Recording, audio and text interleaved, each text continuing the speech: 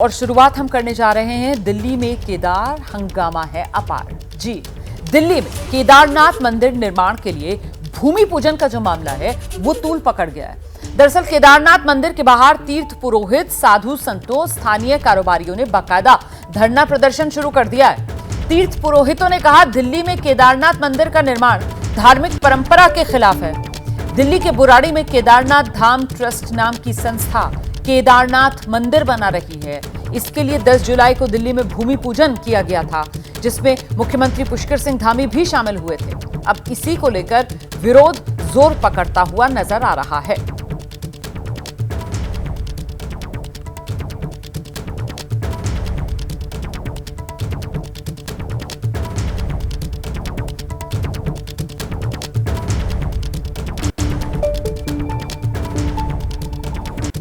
केदारनाथ की जो महिमा है उसको महिमा बना रहने दिया जाए, उसके साथ विश्वासघात न किया जाए। और साथ ही यहाँ पर जितने भी कर्मचारी हैं उनके रहने की सुविधा, यात्रियों की सुविधा, जो तीर्थ हित है, यात्री हित है, आम जो कर्मचारी हित है, यहाँ का जो व्यवसायी है, यहाँ का जो व्यापारी है, यहाँ का जो तीर्थ पुरोहित है, उनके अधिकारों पे कुठाराघात नहीं होना चाहिए। नहीं तो हम सरकार की ईंट से ईंट बजा देंगे। हम सरकार को अगर बनाना जानते हैं तो हम सरकार को गिराना भी जानते हैं। ये सरकार बिल्कुल खुली चुनौती है हमारी। यहाँ का डीएम सुन ले, यहाँ का कोई अधिकारी सुन ले, आपने केदारनाथ में करोड़ों का घोटाला किया है, उसकी एक एक पाई का हिसाब इस केदारनाथ के माध्यम से आपको देना पड़ेगा। यहाँ के रक्षक भैरवनाथ जी हैं, वो आपसे पाई पाई का हिसाब लेंगे। देखिए, दिल्ली में केदारनाथ मंदिर बनाए जाने के खिलाफ कांग्रेस भी अब सामने आ गई है। केदारनाथ विधानसभा क्षेत्र से पूर्व विधायक मनोज रावत कह रहे हैं इस मामले में बद्री केदार मंदिर समिति को दखल देना चाहिए। हालांकि दिल्ली में केदारनाथ मंदिर के लिए भूमि पूजन करवाने वाले ट्रस्ट के अध्यक्ष कह रहे हैं इसका उत्तराखंड सरकार से कोई लेना देना है ही नहीं। देखिए, कांग्रेस का स्टैंड नहीं बल्कि पूरी केदार जो खंड है, हम केदार घाटी कहें, केदार भूमि कहें या केदार खंड कहें, यहाँ की जनता का स्टैंड ये है कि केदारनाथ, श्री केदारनाथ धाम ट्रस्ट नाम का प्रयोग करना और श्री केदारनाथ मंदिर का निर्माण, उसमें केदारनाथ से शिला का जाना और आमंत्रण पत्र पर अगर आप दिल्ली शब्द हटा दें तो ऐसा लगेगा कि जैसे केदारनाथ का ही कोई कार्यक्रम हो रहा हो। तो देखिए, ये तो जनता को दिग्भ्रमित करने की कोशिश है और मुझे लगता है इसमें बहुत बड़ा खेल है। तो हमने आग्रह किया है सरकार से, हमने आज याचना करी है भगवान से कि भगवान इनको सद्बुद्धि दे, इन आयोजकों को सद्बुद्धि दे और वो जल्दी अपनी गलती सुधार। केदारनाथ का मंदिर बन रहा है, कोई धाम नहीं बन रहा। और इसको हमारा एक ट्रस्ट है जिसका नाम है श्री केदारनाथ धाम दिल्ली ट्रस्ट, मैं उसका अध्यक्ष हूँ। और इसमें उत्तराखंड गवर्नमेंट का कोई लेना देना नहीं है। और ये जिस दिन इसका भूमि पूजन था उस दिन माननीय श्री पुष्कर धामी जी, जो कि उत्तराखंड के मुख्यमंत्री हैं, वो हमारी रिक्वेस्ट पे वहाँ पे आए थे। हमने उनको वहाँ पे भूमि पूजन में बुलाया था। उससे सरकार का कोई लेना देना नहीं है और इस ट्रस्ट का भी उत्तराखंड गवर्नमेंट से कोई लेना देना नहीं है। ये हमारा ट्रस्ट आपस में ट्रस्टियों के सहयोग से बन रहा है। काफ़ी ट्रस्टी हैं, अधिकतर लोग यहाँ पे उत्तराखंड के हैं जो इसमें ट्रस्टी हैं, वो लोग इसको बना रहे हैं। एक राजनीतिक स्टैंड है, बाकी कुछ नहीं है। हम तो सिर्फ एक केदारनाथ का मंदिर दिल में बना रहे हैं। और आइए सीधे आपको लेकर चलते हैं। हमारे साथ हमारे सहयोगी संजय त्रिपाठी इस वक्त मौजूद हैं और समझते हैं संजय से जिस तरीके से ये दिल्ली में केदारनाथ मंदिर के लिए भूमि पूजन और वहां पर मौजूदगी उत्तराखंड के मुख्यमंत्री पुष्कर सिंह धामी की, इसी वजह से मामला तूल पकड़ गया। संजय, बिल्कुल, क्योंकि भले ही मंदिर के जो ट्रस्टी हैं उनका ये कहना हो कि उत्तराखंड सरकार से इसका कोई लेना देना नहीं है, केदारनाथ मंदिर से इसका कोई लेना देना नहीं है, लेकिन जो अतिथि वहाँ पर आए उससे कहीं ना कहीं कांग्रेस पार्टी को एक मौका मिला इस पूरे मसले पर राजनीति करने का। कांग्रेस पार्टी के विधायक को आपने सुना, पूर्व विधायक है, क्षमा कीजिएगा, मनोज रावत केदारनाथ के, उन्होंने साफ तौर पर ये कहा है कि केदारनाथ मंदिर से मिलते जुलते नाम का मंदिर दिल्ली में बनाया जा रहा है। तो ये कहीं ना कहीं केदारनाथ मंदिर की आस्था से खिलवाड़ किया जा रहा है। बद्री केदार समिति के जो अध्यक्ष हैं अजय, उनसे मेरी बात हुई है तो उनका ये कहना है कि किसी को भी केदारनाथ धाम की जो तस्वीरें हैं, वीडियो हैं, उसका इस्तेमाल करने का हक नहीं बनता है। और इस अगर जो दिल्ली में मंदिर बना है, अगर आप इसका पोस्टर देखेंगे रोमाना, तो इसमें साफ तौर पर जो रुद्रप्रयाग जिले में केदारनाथ का भव्य मंदिर बना हुआ है उसकी तस्वीरों को इस्तेमाल किया गया और साथ ही साथ एक QR कोड भी उस पर लगाया गया। जब आप उसको स्कैन करते हैं तो केदारनाथ धाम समिति दिल्ली लिख कर के आता है। तो ये असमंजस का विषय कई बार लोगों के लिए हो जाता है कि ये असली मंदिर का है या जो दूसरा उसके नाम पर जो मंदिर बन रहा है उस मंदिर का ये डोनेशन के लिए मांग की जा रही है। तो ये सारे विषय हैं जिसको लेकर के पूरा मामला विवादों में आ गया है। बद्री केदार समिति की ओर से भले ही स्पष्टीकरण दिया जा रहा है कि केदारनाथ मंदिर से इसका कोई लेना देना नहीं, लेकिन कांग्रेस के नेता चाहे मनोज रावत हों या गणेश गोदियाल हों या अन्य कांग्रेसी हों, उन्होंने साफ तौर पर सरकार को घेरना शुरू किया और वहाँ जो केदारनाथ मंदिर है उसके आसपास भी जो रहने वाले पुजारी हैं, जो पंडे हैं, उनका भी इस विषय को लेकर खुलकर विरोध हो रहा है कि आखिरकार दिल्ली में ऐसा मंदिर जिसका नाम केदारनाथ मंदिर से मिलता जुलता है, तस्वीरें इस्तेमाल की जा रही हैं, वीडियो इस्तेमाल की जा रही है। और ये कुछ जानकारी मिल रही है कि दिल्ली में जो भूमि पूजन हुआ है केदारनाथ मंदिर के लिए, जो दिल्ली में भूमि पूजन हुआ है जिसको लेकर ये पूरा का पूरा मामला सियासी तौर पे भी गरमा रहा है और साथ ही केदारनाथ बद्रीनाथ धाम में जो समिति है वो लोग भी इस पर आपत्ति दर्ज करा रहे हैं। तो ये दिल्ली में क्या केदारनाथ की तर्ज पर ही यहां पर मंदिर बनाने की तैयारी है, बिल्कुल वैसा ही दिखता हुआ मंदिर? बिल्कुल कोशिश यही है, इस मंदिर का जो निर्माण करने वाला ट्रस्ट है उसकी कोशिश यही है कि बिल्कुल जैसा रुद्रप्रयाग में केदारनाथ का मंदिर बना है वैसा ही बनाया जाए।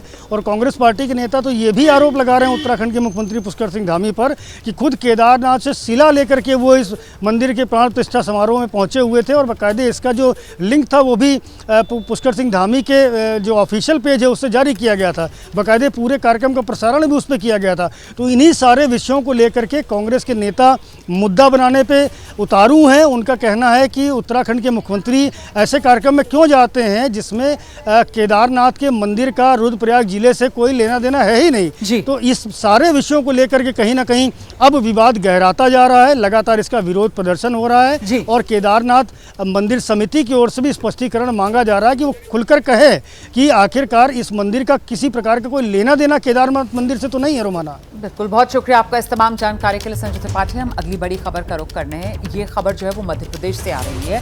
दरअसल धार भोजशाला की सर्वे रिपोर्ट हाईकोर्ट में पेश करने से जुड़ी ये खबर। एएसआई ने धार भोजशाला की सर्वे रिपोर्ट दे दी है। 2000 पन्नों की ये सर्वे रिपोर्ट हाईकोर्ट में दाखिल की गई है। धार भोजशाला में 98 दिन तक archaeological survey of India ASI का सर्वे चला है। धार के भोजशाला का सर्वे एएसआई की टीम ने बड़ी बारीकी से किया। टीम ने 98 दिन तक सर्वे किया। इस दौरान एएसआई ने अलग अलग तरह के अवशेष जब्त किए, जिसमें भोजशाला की दीवार, पिलर, खुदाई के दौरान 37 देवी देवताओं की मूर्तियां मिलने का दावा भी किया गया है। तो एएसआई ने धार भोजशाला की सर्वे रिपोर्ट जो है वो हाईकोर्ट को सौंप दी है। 2000 पन्नों की ये सर्वे रिपोर्ट बताई जा रही है। काफ़ी सिग्निफिकेंट रिपोर्ट है भोजशाला में आर्कियोलॉजिकल सर्वे ऑफ इंडिया की। आर्कियोलॉजिकल सर्वे ने जो रिपोर्ट फाइल की इससे हमारा केस और मजबूत होता है और मैं ऐसा मानता हूं कि जो 2003 में एएसआई ने गलत आदेश पारित किया था इसी जगह पे पूजा करने का और इसी जगह पे नमाज़ पढ़ने का मंगल को और फ्राइडे को, वो आदेश गलत है। इंदौर हाईकोर्ट के सामने हम इस मामले को लेके गए थे। ऑनरेबल इंदौर हाईकोर्ट ने एएसआई के सर्वे का निर्देश दिया था। 98 डेज़ का एएसआई का सर्वे हुआ है। एएसआई ने 2000 पन्ने की रिपोर्ट फाइल की है और जो हमारा केस है वो इस रिपोर्ट के बाद और स्ट्रॉन्ग होता है। तो हिंदू पक्ष को आप सुन रहे थे, जिनकी तरफ से कहा जा रहा है कि देखिए ये जो एएसआई की रिपोर्ट सामने आई है, 2000 पन्नों की रिपोर्ट जो हाईकोर्ट को सौंप दी गई है, इस रिपोर्ट से जो हिंदू पक्ष है उसका केस और मजबूत होगा। एएसआई ने जो एक व्यवस्था की थी कि मंगलवार को उसी जगह पर पूजा होगी और शुक्रवार को उसी जगह पर नमाज पढ़ ली जाएगी, दोनों समुदायों में कहीं ना कहीं एक आपसी तालमेल बनाने के लिए वो गलत व्यवस्था थी। और अब जिस तरीके से कानूनी तौर पर इसको आगे चुनौती दी गई है, हाईकोर्ट में अब एएसआई की सर्वे रिपोर्ट सामने आई है और उस सर्वे रिपोर्ट से हिंदू पक्ष का मानना कि उसकी जो दलील है, उसके जो तर्क हैं वो और मजबूत होंगे। एएसआई ने धार भोजशाला की जो सर्वे रिपोर्ट है वो हाईकोर्ट को दे दी है। 2000 पन्नों की ये रिपोर्ट। हम सीधे आपको लेकर चलते हैं, हमारे साथ हमारे सहयोगी फिरोज इस वक्त मौजूद हैं और जरा जानते हैं फिरोज से क्या खबरें छनकर मिल रही हैं। एएसआई की जो रिपोर्ट है जिसके बाद हिंदू पक्ष को ये लग रहा है कि अब उसका केस और मजबूत हो गया है, रिपोर्ट में क्या कुछ फाइंडिंग्स सामने आ रही हैं फिरोज? जी, मैं बताना चाहूंगा कि धार गौशाला में आज जो कमाल मोला मस्जिद और धार गौशाला का जो विवाद था, एसआई द्वारा एक 2015 की रिपोर्ट जो थी हाईकोर्ट में आज पेश कर दी गई है और इसी में हाईकोर्ट द्वारा 22 मार्च में इसकी सुनवाई होना है। करीब 91 दिन पहले इस रिपोर्ट के बाद में जो एसआई ने रिपोर्ट जो पेश की है उसको हाईकोर्ट में आज सबमिट कर दी है। एसआई द्वारा पहले पिछले 15 दिनों पिछली जो सुनवाई थी इसमें पहले 15 दिनों का समय मांगा गया था, लेकिन कोर्ट द्वारा 15 दिनों का समय देने के बाद में आज ही इसकी सुनवाई होना थी, जो इसमें रिपोर्ट पेश करनी थी, जो आज एसआई की टीम द्वारा इस रिपोर्ट पेश की गई है। आपकी आवाज़ में बहुत दिक्कत आ रही है, मैं दोबारा आपसे बात करने की कोशिश करूंगी। फिलहाल बहुत शुक्रिया फिरोज इस तमाम जानकारी के लिए। तो ये एएसआई की सर्वे रिपोर्ट है, हाईकोर्ट में जमा कर दी गई है। मैं इस बीच अगली बड़ी खबर का रुख कर लेती हूँ। देखिए, मुहर्रम का महीना चल रहा है और इस मौके पर दो जगह कुछ ऐसा हुआ जिसकी वजह से विवाद बड़ा हो गया। उत्तर प्रदेश में अमेठी जिले के मुसाफिरखाना कस्बे में मुहर्रम का जुलूस निकल रहा था और उसी दौरान थाने के ठीक सामने आपत्तिजनक नारे लगा दिए गए। जुलूस में इस तरीके के नारे सुनाई पड़ रहे थे कि हिंदुस्तान में रहना है तो या हुसैन कहना है, और इन नारों का एक वीडियो सोशल मीडिया पर वायरल हुआ, जिसके बाद पुलिस ने पूछताछ की और 6 लोगों को गिरफ्तार किया है। उधर बिहार के नवादा में मुहर्रम के जुलूस के दौरान कुछ युवकों के द्वारा फिलिस्तीन का झंडा लहराने का भी वीडियो सोशल मीडिया पर तेजी से वायरल हुआ। झंडा लहराए जाने के बाद पुलिस एक्टिव हो गई। पुलिस ने इस मामले में कुछ युवकों को हिरासत में लिया है। तो दो तस्वीरें आपके सामने, अमेठी और दूसरी बिहार के नवादा की। बिहार में नवादा में मुहर्रम के जुलूस में देखिए तिरंगे नजर आ रहे हैं, लेकिन साथ ही फिलिस्तीन के झंडे भी नजर आ रहे हैं। इसको लेकर पुलिस जांच कर रही है। और वहीं दूसरी तरफ अमेठी में मुहर्रम के जुलूस में हिंदुस्तान में रहना है या हुसैन कहना है, इस तरीके के नारे लगाए गए हैं। इसका वीडियो जब वायरल हुआ तो यहाँ पुलिस का एक्शन देखने के लिए मिला है। अमेठी में पुलिस ने 6 युवकों को गिरफ्तार किया है। पूछताछ के बाद गिरफ्तारी हुई है। अमेठी जिले के मुसाफिरखाना कस्बे में मुहर्रम के जुलूस के दौरान थाने के ठीक सामने ये आपत्तिजनक नारे लगाए गए थे। इस मामले में अमेठी पुलिस ने मुकदमा दर्ज किया। 6 लड़कों को हिरासत में लिया गया है। पूछताछ के बाद अब जानकारी मिल रही है कि उन्हें गिरफ्तार कर लिया गया है। एफआईआर भी इस मामले में दर्ज कर ली गई है।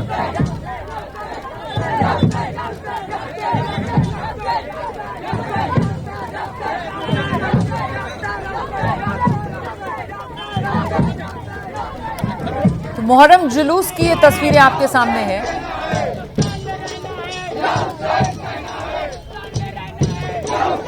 ये वो भड़काऊ नारा जो लगाया जा रहा था और बताया जा रहा है कि थाने के ठीक सामने लगाया जा रहा था, हिंदुस्तान में रहना है या हुसैन कहना है। थाना मुसाफिर खाना क्षेत्र का एक वीडियो सोशल मीडिया के माध्यम से संज्ञान में आया है। वीडियो में दिख रहे लोगों को हिरासत में लेकर उनसे पूछताछ की जा रही है। साथ ही उनके ऊपर सुसंगत धाराओं में अभियोग पंजीकृत कर लिया गया है। वीडियो की भी जांच कराई जा रही है। जो भी आवश्यक वैधानिक कार्रवाई है वो की जाएगी। झारखंड के मुख्यमंत्री हेमंत सोरेन ने प्रधानमंत्री नरेंद्र मोदी से शिष्टाचार भेंट की है। हेमंत सोरेन ने ये मुलाकात प्रधानमंत्री आवास पर जाकर की है। आप जानते हैं हेमंत सोरेन, जिन्हें इसी साल जनवरी के महीने में पहले गिरफ्तार किया गया था, जिसके बाद उन्होंने इस्तीफा दे दिया था और फिर जेल में वो रहे। जमानत पर जब वो छूटे तो एक बार फिर हेमंत सोरेन झारखंड में मुख्यमंत्री के तौर पर कमान संभाली है। और मुख्यमंत्री के तौर पर कमान संभालने के बाद दिल्ली में हेमंत सोरेन हैं। इस दौरान शिष्टाचार भेंट उन्होंने प्रधानमंत्री नरेंद्र मोदी से की है। तस्वीर आपके सामने।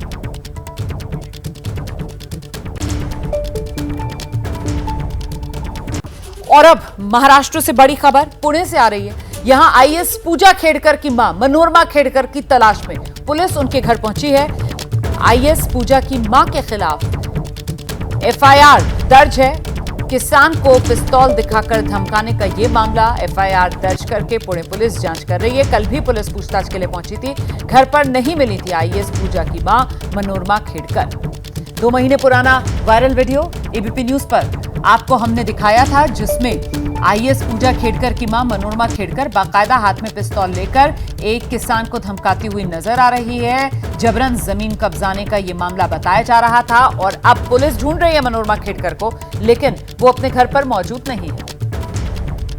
विवादों से घिरी आईएएस अधिकारी पूजा खेड़कर के पिता और उनकी मां पुणे ग्रामीण पुलिस को नहीं मिल रही हैं। दोनों के ऊपर किसानों को पिस्तौल के जरिए धमकाने का आरोप लगा है और इस वजह से हम देख सकते हैं पुलिस की ये टीम यहाँ पर पहुंची है। पुणे के बाणेर इलाके में ये खेड़कर परिवार का बंगला है, ओमदीप नाम का, और इस बंगले में पिछले 2 दिनों से पुलिस कोशिश कर रही है यहाँ पर आकर संपर्क किया जाए खेड़कर परिवार से। उनकी मां मनोरमा खेड़कर और दिलीप खेड़कर समेत कुल 7 लोगों के खिलाफ मामला दर्ज हुआ है। पुणे जिले के मुलशी तहसील के धड़ौली गांव के जो स्थानीय किसान हैं उनकी ज़मीन हथियाने का आरोप लगा है मनोरमा खेड़कर के ऊपर, और इसी के चलते उन्होंने उनके पिस्तौल से धमकाने की कोशिश की थी और इस वजह से यहाँ पर ये पुलिस है। हम यहाँ पर देख सकते हैं पिछले 2 दिनों से पुलिस यहाँ पर आ रही है। हम पुलिस से बात करेंगे। सर, ये जो मनोरमा खेड़कर है, दिलीप खेड़कर है, क्या आपको मिल रहे हैं? क्या आप कोशिश कर रहे हैं और आपको क्यों उनको पूछताछ करने की ज़रूरत है? उनके खिलाफ पौड़ पुलिस स्टेशन में एफआईआर दर्ज हुआ है, तो हमें वो एफआईआर के तहत उनका जो इंक्वायरी करना है उसके लिए हम उनको ढूंढ रहे हैं। अच्छा सर, क्या उनके मोबाइल फ़ोन लग रहे हैं?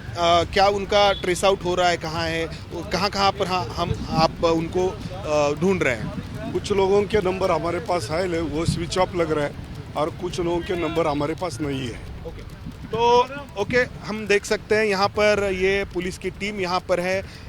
पिछले 2 दिनों से उनको ढूंढने का काम जो है वो पुलिस की तरफ से किया जा रहा है।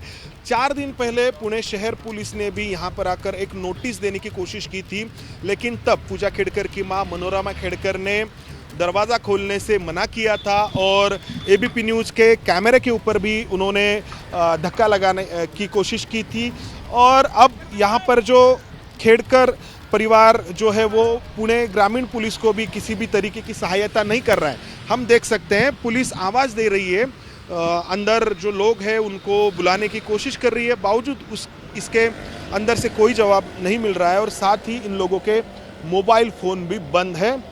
तो इसी से पता चलता है कि खेड़कर परिवार किस तरीके से पुलिस को तफ्तीश में असहयोग कर रहा है।